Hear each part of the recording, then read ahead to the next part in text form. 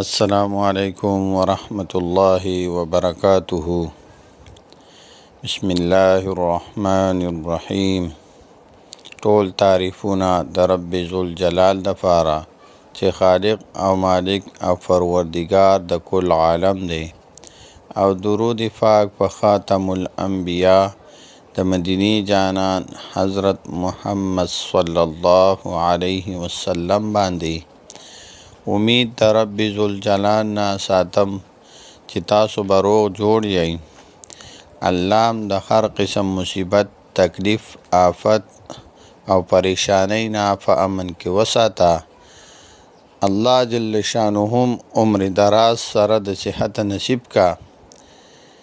ما نن تاسو دپاره یو عظیم الشان او مجرب عمل راوړی دی چې دا عمل د څه دپاره دی چې څومره مشکلات وي، څومره پریشانی وي، د رزق د پریشانی وي، د مال و دولت پریشانی وي، یا مشکلات وي او د هغې نه نجات نه میلاویږي، د هغې دپاره ما تاسو دپاره نن یو عمل او مجربه وظیفه راوړې ده. د هغې په کولو سره به ستاسو مشکلات هم الله جل شانه حل کوي، یعنی تاسو ته به د مشکلاتو نه نجات درکوي. تاسو په رزق کې به برکت وي، یعنی تاسو ته به رزق داسې ځای نه میلاویږي چې ستاسو په وهم او په ګمان کې به نه وي، او ستاسو پریشانی به سره الله جل شانه ختموي. هغه کو هر قسمه پریشانی وي، هر رنګ پریشانی وي، که زړه وي او که نوي وي، که د ډیر وخت وي او که اوسنی وي، و دغه پریشانی به سره الله جل شانه په خپل فضل و کرم سره او د دې وظیفې په برکت سره ختموي. هغه وظیفه څرنګه ده او څنګه به کول وي او د څه په ورځ کول پکار دي. نو هغه وظیفه دا رنګه ده چې دا دوه الفاظ دي د الله جل شانه د اسم مبارک، یا حی یا قیوم، یا حی یا قیوم، یا حی یا قیوم.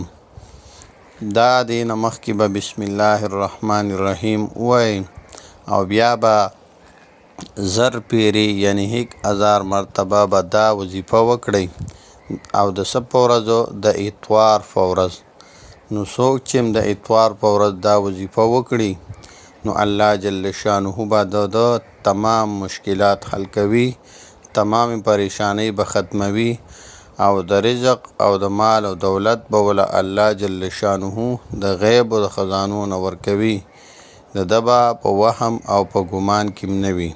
هغه وظیفه یو ځل بیا واورئ، بسم الله الرحمن الرحیم، یا حی یا قیوم، یا حی یا قیوم. دا به د اتوار په ورځ زر پیری کول وي، زیاته چې هر څومره کول وي کولی شئ، و کم از کم چې زر پیری وي، نو الله جل شانه به ستاسو تمام مشکلات حل کوي او پریشانی به ختموي، او ستاسو د مال او د رزق چې کم تاسو له به د غیبونه درکوي او برکت په پکې اچوي. السلام علیکم ورحمت الله وبرکاته.